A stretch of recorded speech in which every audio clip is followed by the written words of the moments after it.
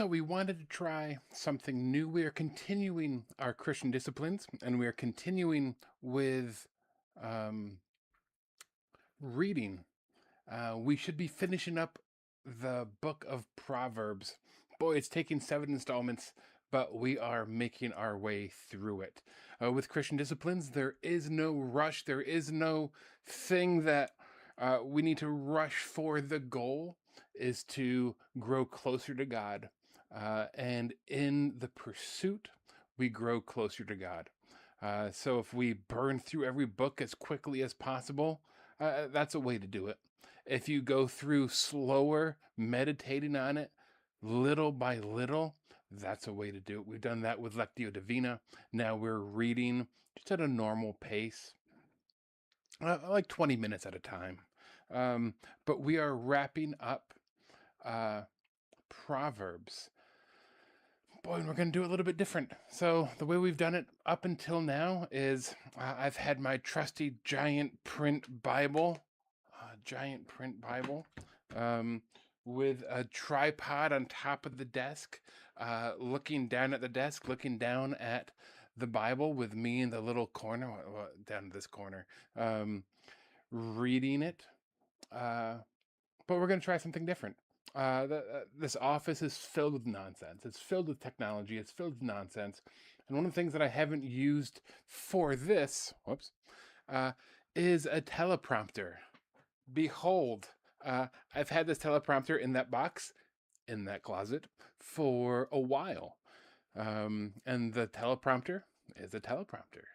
So the Bible, of course, uh, is an oral tradition. It's something that most people throughout history haven't been able to read, but something that they've been able to listen to. Now, a lot of people have been able to read it. A lot of people have been able to have it. But there's also an oral component to it to be able to hear it. So today, I thought it would be good for us to use the teleprompter, use the prompter, and read it. So we have our 4 chapters, 28, 29, 30, and then it ends with 31. And so this is my first time using the teleprompter live, using it for something like this.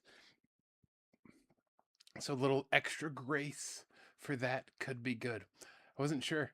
Using the glasses and looking up, would they glare? They don't glare.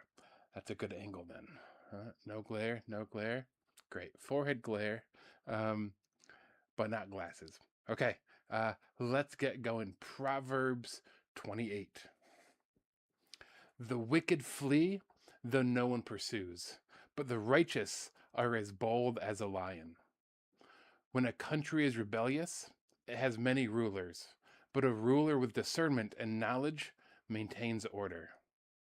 A ruler who oppresses the poor is like a driving rain that leaves no crops. Those who forsake instruction praise the wicked, but those who heed it resist them. Evildoers do not understand what is right, but those who seek the Lord understand it fully. Better the poor whose walk is blameless than the rich whose ways are perverse. A discerning son heeds instruction, but a companion of gluttons disgraces his father. Whoever increases wealth by taking interest or profit from the poor amasses it for another who will be kind to the poor. If anyone turns a deaf ear to my instruction, even their prayers are detestable. Whoever leads the upright along an evil path will fall into their own trap, but the blameless will receive a good inheritance. Let me change some settings real quick on this teleprompter. That's the problem with a teleprompter, is it only goes as fast as it's set to read, and my practice, I read slower than reading it here. So let's continue with verse 11. The rich are wise in their own eyes. One who is poor and discerning sees how deluded they are. When the righteous triumph, there is great elation. But when the wicked rise to power, people go into hiding. Whoever conceals their sins does not prosper, but the one who confesses and renounces them finds mercy. Blessed is the one who always trembles before God, but whoever hardens their heart falls into trouble. Like a roaring lion or a charging bear is a wicked ruler over a helpless people. A tyrannical ruler practices extortion, but one who hates ill-gotten gain will enjoy a long reign.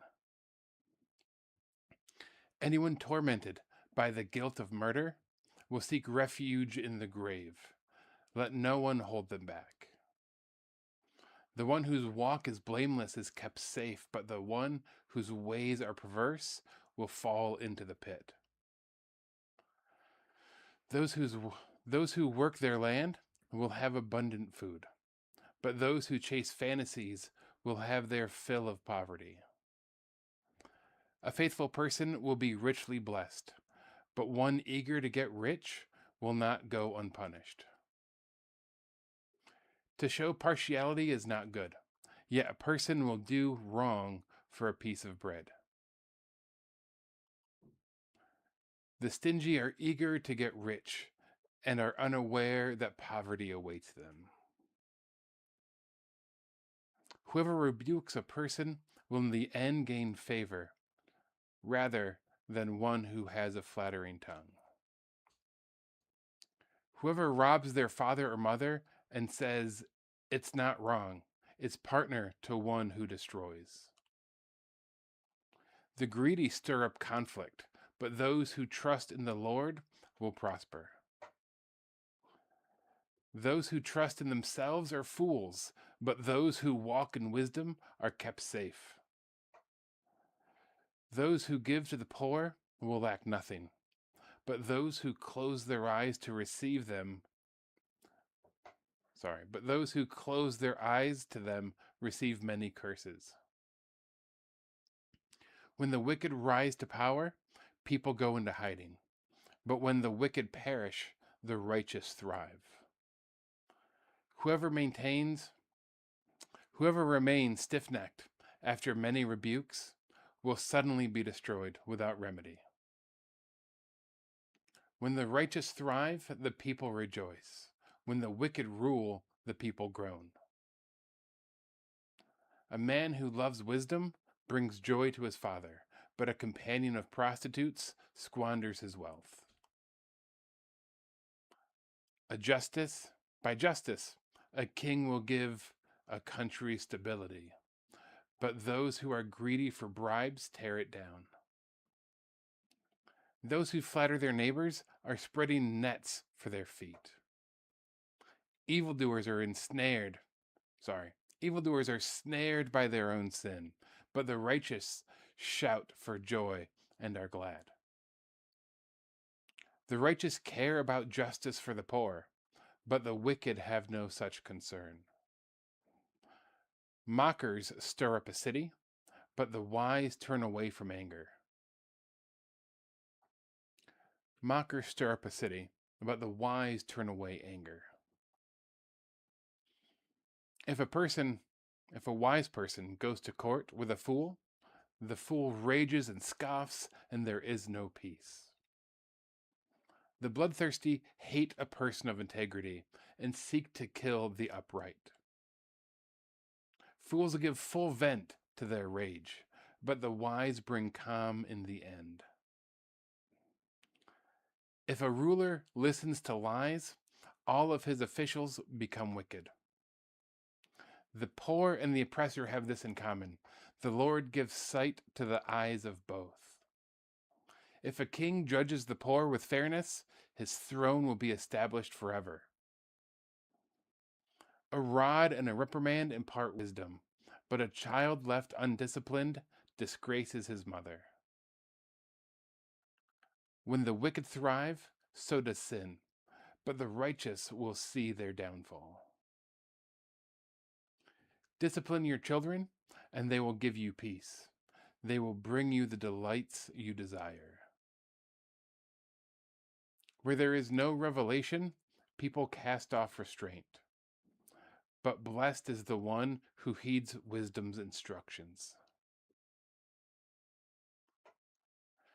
Servants cannot be corrected by mere words. Though they understand, they will not respond. Do you see someone who speaks in haste? There is more hope for a fool than for them. A servant pampered from youth will turn out to be insolent. An angry person stirs up conflict, and a hot-tempered person commits many sins. Pride brings a person low, but the lowly in spirit gain honor. The accomplices of thieves are their own enemies. They are put under oath and dare not testify. Fear of man will prove to be a snare, but whoever trusts in the Lord is kept safe. Many seek an audience with a ruler, but it is from the Lord that one gets justice.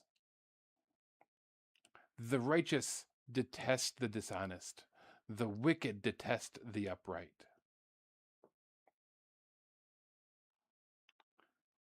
Sayings of Agur? The sayings of Agur, son of Jakeh, an inspired utterance. This man's utterance to Ithiel. I am weary, God, but I can prevail. Sorry, this is chapter 30. I am weary, God, but I can prevail. Surely I am only a brute, not a man. I do not have human understanding. I have no learned wisdom, nor have I attained the knowledge of the Holy One who has gone up to heaven and come down, whose hands have gathered up the wind, who has wrapped up the waters in a cloak, who has established all the ends of the earth. What is his name, and what is the name of his son? Surely you know. Every word of God is flawless. He is a shield to those who take refuge in him. Do not add to his words, or he will rebuke you and prove you a liar. 2 things I ask of you, Lord. Do not refuse me when I die. Keep falsehood and lies far from me. Give me neither poverty nor riches, but give me only my daily bread. Otherwise I may have too much and disown you, and say, who is the Lord? Or I may become poor and steal, and so dishonor the name of my God. Do not slander a servant to their master, or they will curse you, and you will pay for it. There are those who curse their fathers, and do not bless their mothers, those who are pure in their own eyes, and yet are not cleansed of their filth. Those whose eyes are ever so haughty, whose glances are so disdainful. Those whose teeth are swords and whose jaws are set with knives to devour the poor from the earth and the needy from among mankind.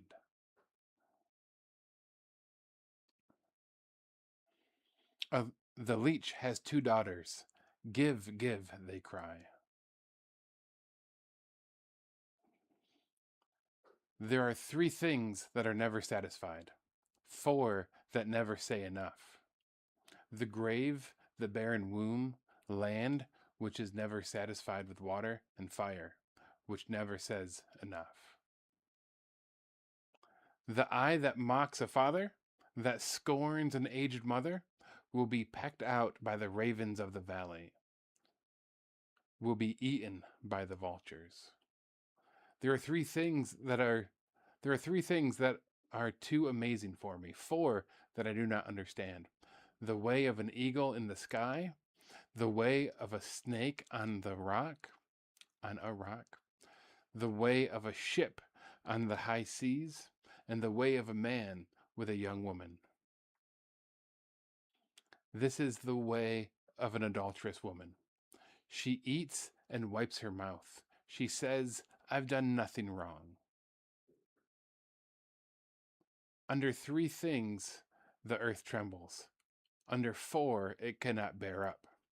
A servant who becomes king, a godless fool who gets plenty to eat, a contemptible woman who gets married, and a servant who disgraces her mistress. 4 things on earth are small, yet they are extremely wise. Ants are creatures of little strength, yet they store up their food in the summer. Hyraxes are creatures of little power, yet they make their homes in the crags. Locusts have no king, yet they advance together in ranks. A lizard can be caught with your hand, yet it's found in kings' palaces.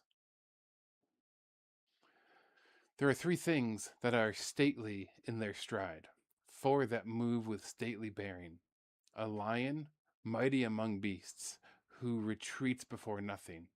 A strutting rooster, a he-goat, and a king secure against revolt. If you play the fool and exalt yourself, or if you plan evil, clap your hand over your mouth. For as churning cream produces butter, and as twisting the nose produces blood, so stirring up anger produces strife.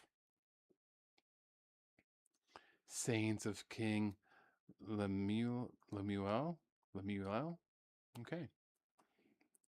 The sayings of King Lemuel.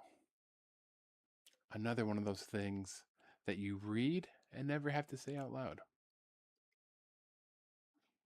An inspiring utterance his mother taught him. Listen, my son, listen, son of my womb, listen, my son, the answer to my prayers. Do not spend your strength on women, your vigor on those who ruin kings. It is not for kings, Lemuel. It is not for kings to drink wine, not for rulers to crave beer, lest they drink and forget what has been decreed, and deprive all the oppressed of their rights. Let beer be for those who are perishing, wine for those who are in anguish. Let them drink and forget their poverty, and remember their misery no more. Speak up for those who cannot speak for themselves, for the rights of all who are destitute. Speak up and judge fairly. Defend the rights of the poor and needy. The epilogue. The wife of noble character. We're in Proverbs 31, by the way. This starts 31 verse 10. A wife of noble character who can find? She is worth far more than rubies. Her husband has full confidence in her and lacks nothing of value. She brings him good, not harm, all the days of her life. She selects wool and flax and works with eager hands. She is like the merchant ships, bringing her food from afar. She gets up while it is still night. She provides food for her family and portions for her female servants. She considers a field and buys it. Out of her earnings, she plants a vineyard. She sets about her work vigorously. Her arms are strong for her tasks. She sees that her trading is profitable.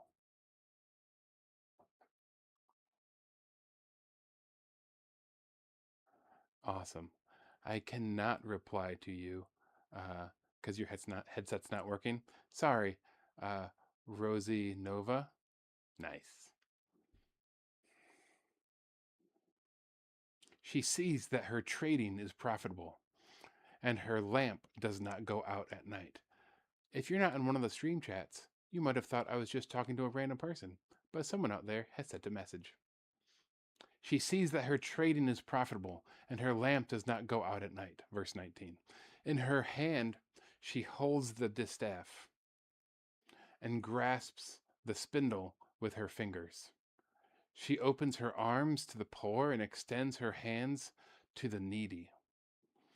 When it snows, she has no fear for her household, for all of them are clothed in scarlet. She makes coverings for her bed. She is clothed in fine linen and purple. Her husband is respected at the city gate, where he takes his seat among the elders of the land.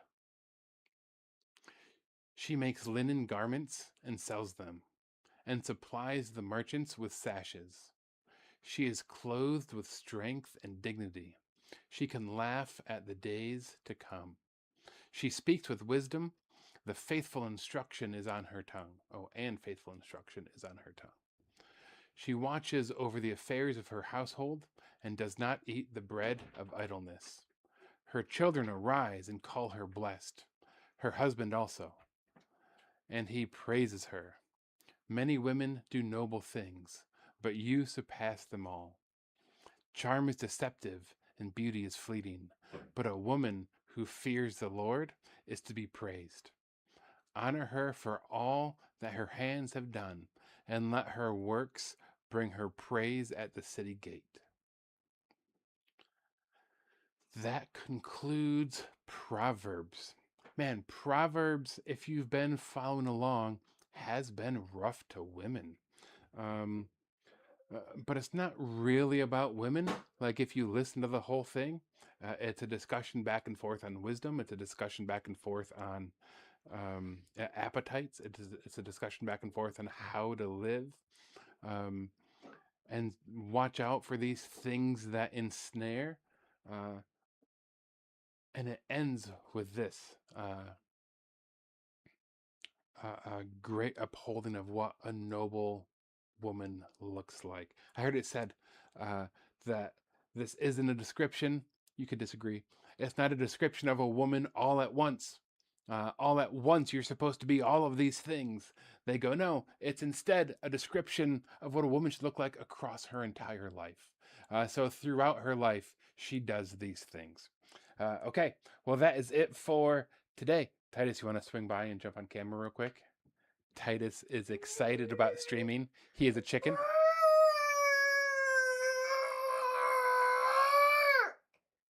Whoa. He is a thunder chicken right now. We went to go see the thunder chickens last year. Okay. Thanks, Titus. We went to see the thunder chickens last year. That's the yard goats alternate name. Once a year, they have maybe a couple times a year, they have other names they go by. And last year it was the Thunder Chickens, which is just a turkey. Okay, we will see you Sunday. Well, maybe later in the week. I think we have to do, or get to do, a couple more of these maybe this week, at least one. I don't know what discipline we'll be doing because we've read this book. We'll move on to something else, but we will see. So if I don't see you then, I'll see you Sunday.